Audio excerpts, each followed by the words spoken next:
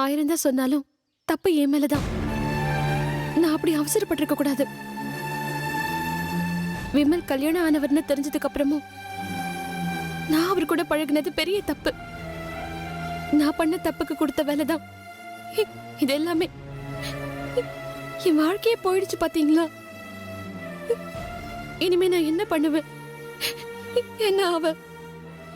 எனக்கு ஒண்ணுமே புரியல. அப்பாவுக்கும் அம்மாவுக்கும் வேற யாருக்குமே இந்த விஷயம் தெரியாது. தெரிய வேண்டான்னு அண்ணன் சொல்லிட்டாரு. ஒவ்வொரு தடவையும் அண்ணன் வரும்போது கதறுவேன். என்ன சமாதானப்படுத்துறதுதான் அண்ணனோட வேலையாவே இருக்கும். என்னமோ என் வாழ்க்கை இப்படி ஒரு மோசமான வாழ்க்கை அமைஞ்சிருச்சு. I am sorry Mallika. I am extremely sorry. ஒரு நிமிஷம் நானே உன்னை தப்பா நினைச்சிட்டேன். இங்க பாரு, நான் உன்னை போலீஸ்ல மாட்டி விட மாட்டேன். நீ செஞ்ச கொலை யாருக்குமே தெரிய வேண்டாம். நான் பொய் சொல்லல மல்லிகா, சத்தியமா சொல்றேன். நீனு இல்ல, எந்த பொண்ணுக்கும் இப்படி ஒரு அவமானம் நடந்திருந்தாலும் அவ கொலை பண்றதுல தப்பு இல்லைங்கிறது தான் என்னோட கருத்து.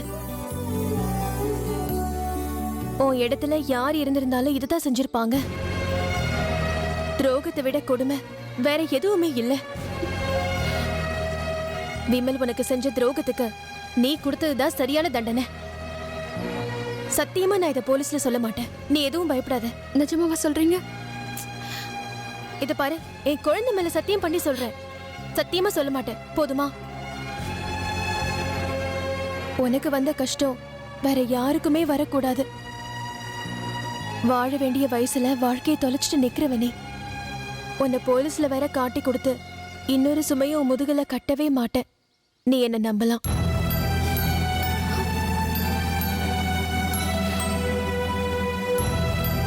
இன்ஸ்பெக்டர் சார், நீங்க என்ன அரெஸ்ட் பண்ணி கூட்டிட்டு போங்க.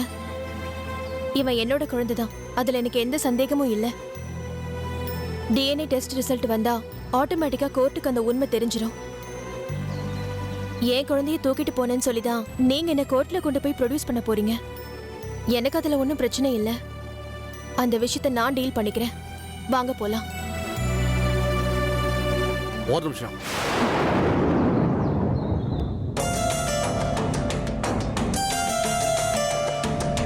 நீ என் தங்கச்சி விஷயத்துல இவ்வளவு மனிதாபிமானத்தோடு நடந்துக்கும் போது நான் உன் விஷயத்தில் எப்படி மனசாட்சியே இல்லாமல் நடந்துக்குவேன்.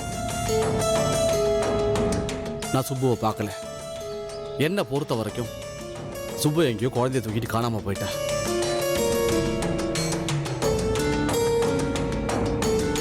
நீ வாழணும் சுப்பு. என் தங்கச்சிக்கு துணையா நீ வாழணும். என் தங்கச்சிக்கு நல்ல ஒரு அக்காவா நீ வாழணும். நீ என் வீட்லயே இரு. எங்க அப்பா அம்மா நல்லா பார்த்துப்பாங்க. நீ என் தங்கச்சி கூட இருந்தீங்கன்னா என் தங்கச்சிக்கு ஒரு ஆறுதலா இருக்கும். சார், நிஜமாவா சொல்றீங்க? நான் எதுக்கு போய் சொல்ல போறேன்? நீ உன் குழந்தைக்காகவும் வாழணும். உன்னை அரெஸ்ட் பண்ணி கொண்டு போய் ஜெயிலில் போட்டு நான் என்னத்தை சாதிக்க போறேன்? ஒன்றும் இல்லை. எல்லார் வாழ்க்கையிலும் கஷ்டம் இருக்கும்.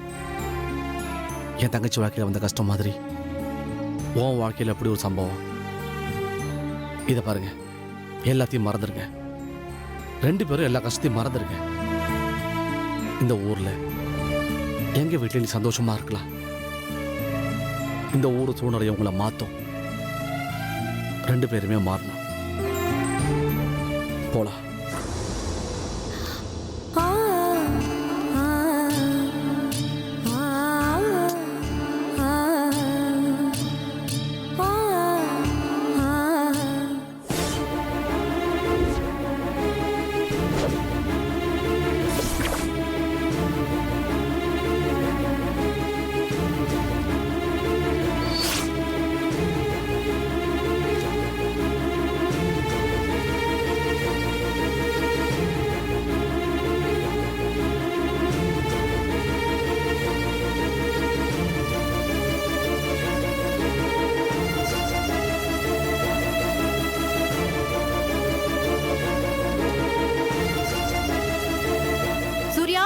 வரேன் காயத்ரி.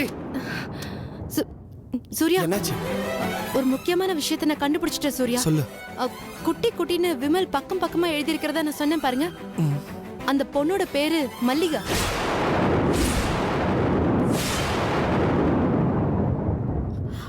மல்லிகாவா? யாருமா அந்த பொண்ணு? தெரியல அத்தை. இப்ப வரைக்கும் அவ யாரு, எங்க இருக்கா, கருப்பா செவப்பா எதுவுமே தெரியாது.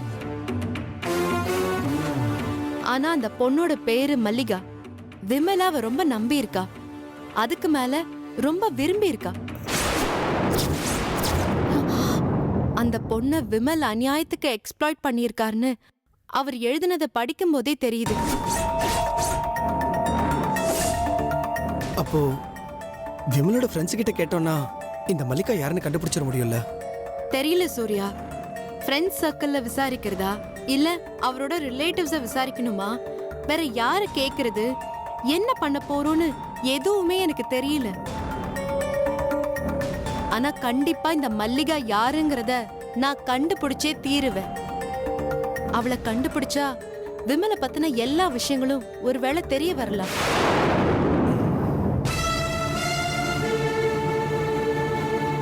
அவளை பத்தி இனிமே தெரிஞ்சு என்னமா பிரயோஜனம்? பிரயோஜனம் இருக்கு மாமா. விமலை பத்தி நமக்கு தெரியாத எவ்வளவோ விஷயங்கள் இருக்கு. அவர் இப்படி ஒரு சபல கேஸா இருந்தாருங்கிறது கூட அண்ணி அவரை கொலை செஞ்சதுக்கு அப்புறம் தான் நமக்கே தெரிஞ்சது. சோ மல்லிகாங்கிற பொண்ணை பத்தி விசாரிச்சா கண்டிப்பா நமக்கு ஏதாவது ஒரு க்ளூ கிடைக்கும். இதுதான் அண்ணியை காப்பாத்துறதுக்கு நமக்கு கிடைச்ச ஒரே வழி.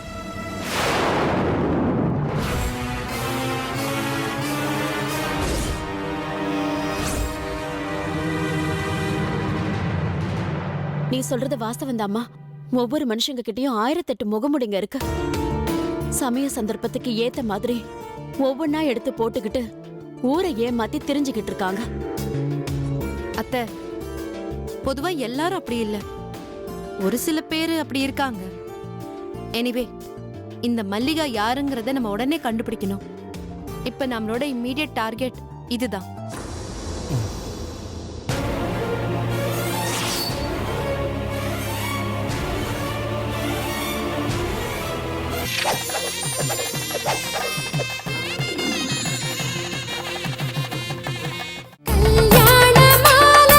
ஓட்ஸ் நான்லாம் பள்ளிக்கூட காலத்தில் படிக்கும் பொழுது ஓட்ஸ் அப்படிங்கிற தானியம் அப்படின்னு படிச்சிருக்கிறேன். இது நிறைய விளைஞ்சி குதிரைகளுக்கு போடுவாங்க அப்படின்னு சொல்லி படிச்சிருக்கேன். ஒட்டு மொத்தமாக அத்தனை அம்மாயி அப்பத்தா எல்லாரும் ஓட்ஸ் கஞ்சி தான்.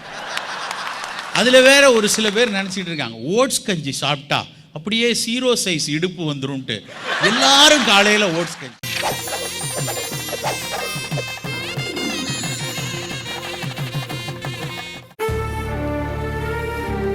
மல்லிகா ஒரு நிமிஷம். உள்ள போறதுக்கு முன்னாடி நான் உங்ககிட்ட ஒன்று சொல்லணும்னு நினைக்கிறேன். சொல்லுங்கக்கா. தயவு செஞ்சு இனிமே அந்த ரூம்ல அடைஞ்சு கிடக்காத. இனிமே நீ எங்களோட தான் இருக்கணும். எல்லாரோடையும் சந்தோஷமா பேசி சிரிச்சுக்கிட்டே இருக்கணும். நாங்க எல்லாரும் எப்படி இருக்கமோ அதே மாதிரி தான் நீயும் இருக்கணும்.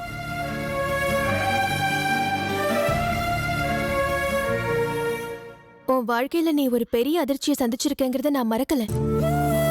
தாங்க முடியாத கஷ்டம்தான், வேதனை தான், துக்கம் தான். ஆனா தொடச்சு போட்டுட்டு இப்படி எந்திரிச்சு நிக்கிறது தான் ஒரு பொண்ணுக்கு அழகு.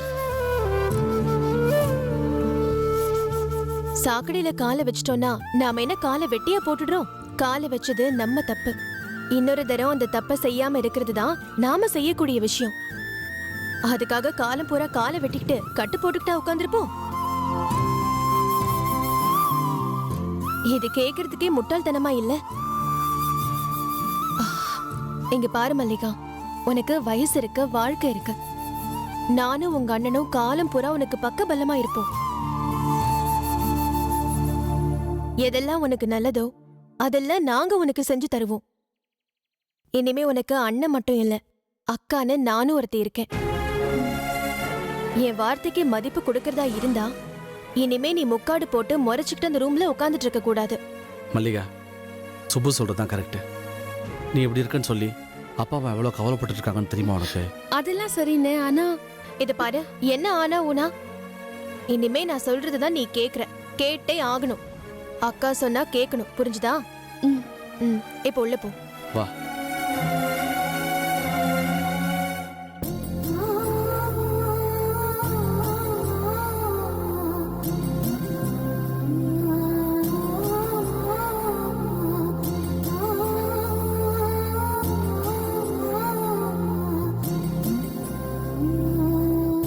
அண்ணி நல்லா இருக்கீங்களா?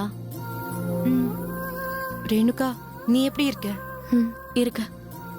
அண்ணி நான் மெயினா இன்னைக்கு வந்ததுக்கு காரணம் உங்ககிட்ட ஒரு முக்கியமான விஷயம் கேட்கணுங்கிறதுக்கு தான். நல்லா யோசிச்சு பதில் சொல்லுங்க. மல்லிகா யாரு? மல்லிகா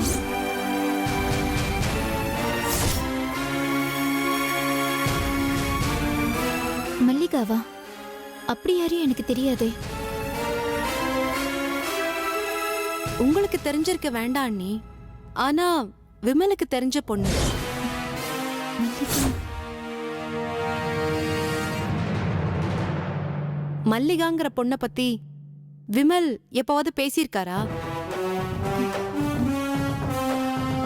இல்ல அவளை பத்தி ஏதாவது சொல்லியிருக்காரா? நீ கேக்குறது புரியல காயத்ரி. திடீர்னு வந்து மல்லிகான ஒரு பொண்ணை பத்தி கேக்குற. எதுக்கு என்னன்னு சொன்னாதானே எங்களுக்கு தெரியும். விமல் மல்லிகாங்கிற ஒரு பொண்ணுகிட்ட பழகி கல்யாணம் பண்ணிக்கிறதா சொல்லி அவளை கெடுத்து கர்ப்பமாக்கி கைவிட்டிருக்காரு.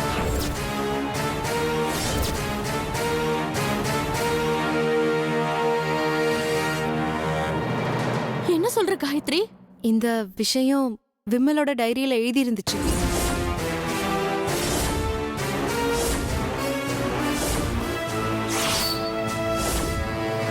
எனக்கு எனக்கு வெக்கமா இருக்கு காயத்ரி. இந்த மாதிரி எத்தனை பொண்ணுங்களை அவர் ஏமாத்திருக்காருன்னு தெரியலையே. எத்தனை பொண்ணுங்களோட வாழ்க்கை சீரழிச்சாருன்னு தெரியல. பாவம், இது எதுவும் தெரியாம எங்க அம்மா அவருக்கு என்ன கட்டி வச்சு என் வாழ்க்கையவே சர்வநாசம் பண்ணிட்டாங்க.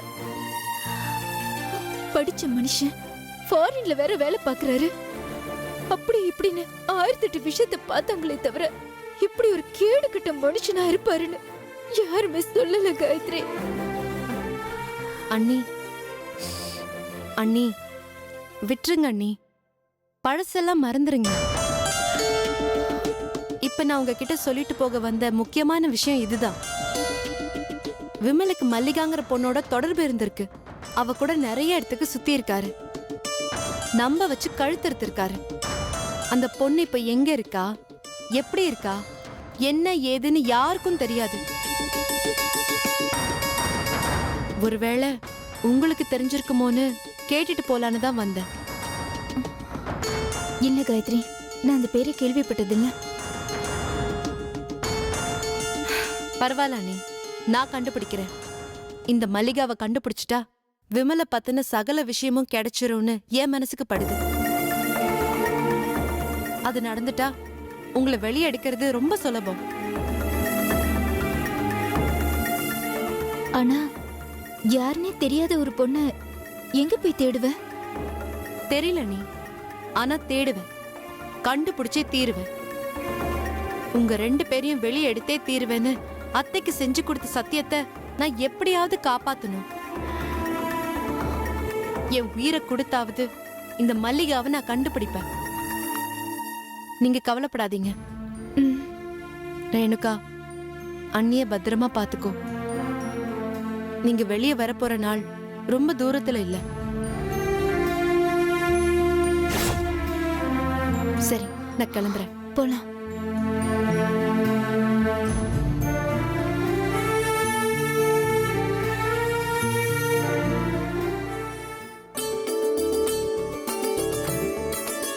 சாமியடியா, வாங்க வாங்க.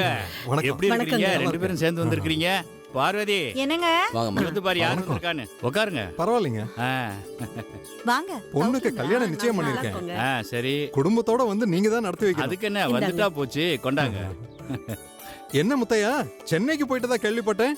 லீவ்ல வந்திருக்கியா, டிரான்ஸ்ஃபர்ல வந்திருக்கியா? லீவ்ல தாங்க வந்திருக்கேன். கல்யாணத்துக்கு கண்டிப்பா வந்துடணும்ப்பா. மல்லிகா, கண்டிப்பா வந்துடுறேன். கல்யாணத்துக்கு நீயும் கட்டாயம் வந்துடணும். பார்வதி ம் சொல்றேன்னு தப்பா நினைச்சுக்காத. சட்டு புட்டு நல்ல பையனா பார்த்து மல்லிகாவுக்கு கல்யாணம் பண்ணி வச்சிட வேண்டியதானே? இன்னும் எத்தனை நாளைக்கு தான் தள்ளி போட்டுக்கிட்டே இருப்ப? மல்லிகாவுக்கு வயசாகுது இல்ல?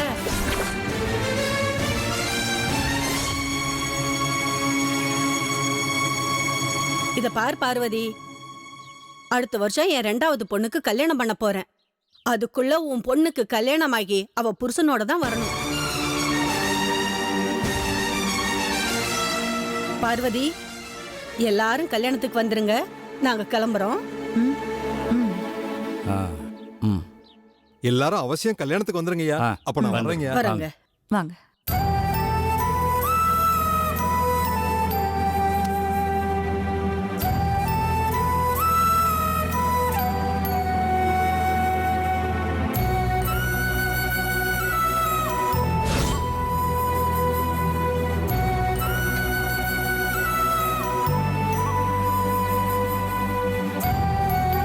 என்னங்க என்னங்க உங்களை தான். கேக்குது. எனக்கு காது நல்லா கேட்கும். நான் ஒன்னும் செவிடு இல்ல. இப்ப எதுக்கு என்ன கோச்சுக்கிறீங்க? நான் என்ன தப்பு பண்ணேன்? ஐயோ, நீங்க யாரும் ஒரு தப்பும் பண்ணலமா? தப்பெல்லாம் என்னதான் தப்பு. என்னப்பா ஆச்சு? ஏன்பா அப்படிலாம் பேசுறீங்க? பின்ன பெத்தவனுக்கு வருத்தம் இருக்காதாப்பா?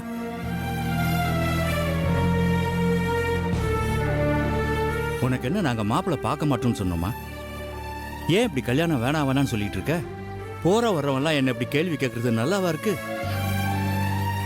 என்ன மன்னிச்சிருங்கப்பா.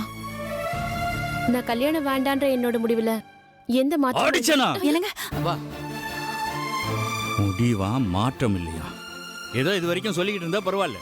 அப்பதான் படிப்பெல்லாம் முடிட்டேன். இப்பதான் படிப்பெல்லாம் முடிஞ்சு போச்சே. ஆமாப்பா, எல்லாம் தான் முடிஞ்சு போச்சு.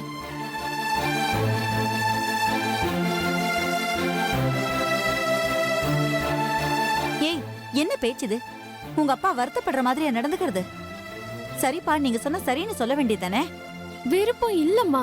இந்த பாருமா, உங்க அண்ணனுக்கு தான் ஒரு கல்யாணத்தை பண்ணி வச்சோம். எல்லாம் கெட்டு குட்டிச்சவரா போச்சு. உனக்கு ஒரு கல்யாணத்தை பண்ணி வச்சு நீ நல்லபடியா வாழ்றத பார்க்கணும்னு ஆசைப்படுறோம். அந்த எண்ணத்துல மண்ணை போட்டு புதைச்சிடாத தாய். முடியாதுப்பா, நிச்சயமா என்னால கல்யாணம் பண்ணிக்க முடியாது. தயவு செஞ்சு இனிமே என் கல்யாண பேச்சு மட்டும் எடுக்காதீங்க. இதனாலதான் நான் ரூமை விட்டு வெளியில வராம ரூம்குள்ளேயே அடைஞ்சு கிடந்தேன்.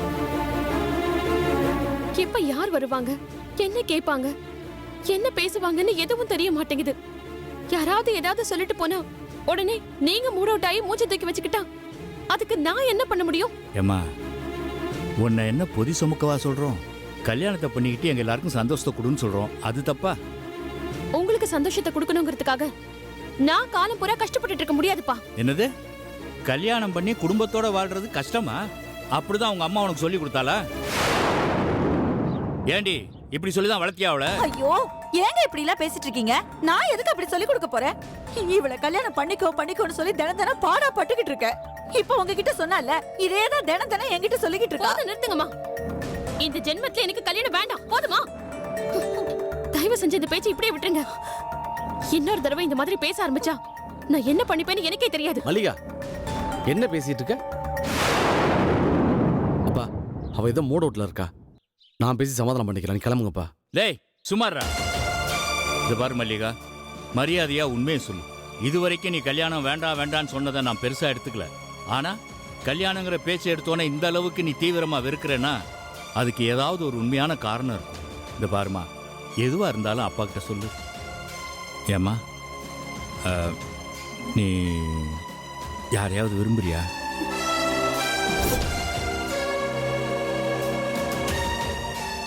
சொல்லுமா, உண்மையை சொல்லு. எதுவா இருந்தாலும் சொல்லு. ஏன் உனக்கு இப்ப கல்யாணம் வேணாங்கிற? நான் தான்ப்பா காரணம். ஆ?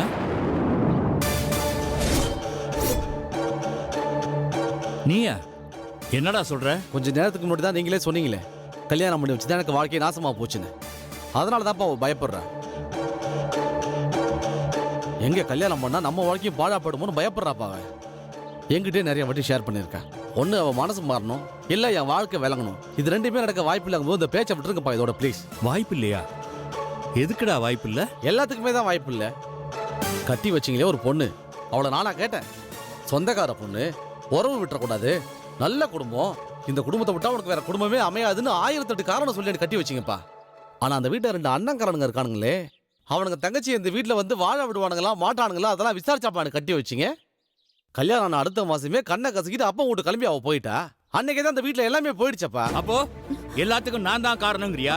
என் மேலதான் தப்புங்கிறியா? அப்பா நான் அப்படி சொல்லலப்பா. இருப்பா, நான் வேணா அந்த அண்ணங்காரனுங்க கிட்ட போய் எப்பா உன் தங்கச்சி அனுப்பி வைங்க, என் பிள்ளையோட சேர்ந்து வாழ்ந்தாதான் என் பொண்ணு கல்யாணம் பண்ணிக்கிறேன்னு சொல்றா, எப்படியாவது அனுப்பி வைங்கடான்னு சொல்லி அவனை காலில் விழுந்து கெஞ்சட்டுமா கதறட்டுமா சொல்லுடா, அதையும் செஞ்சு தொலைக்கிறேன். ஐயோ ஏங்க இப்படி எல்லாம் பேசுறீங்க? இப்ப எதுக்கு இந்த பேச்சு? பேசாம விட்டு தொலைங்க. முடியலம்மா, என்னால முடியல. போற வரவெல்லாம் எப்படா உன் பொண்ணு கல்யாணம் பண்ண போறேன்னு கேக்குறான். என்னத்த பதில் சொல்றதுன்னு தெரியாம நான் தவிச்சுக்கிட்டு இருக்கேன். இவன் என்னடான்னா என் வாழ்க்கை பாழா போச்சு, அதனாலதான் தங்கச்சி கல்யாணம் வேண்டான்னு சொல்றான். நான் 1க்கு 2 பெத்து ஒரு நிம்மதியும் இல்லாத போச்சு, ஒரு நிம்மதியும் இல்லாம போச்சு. என்னங்க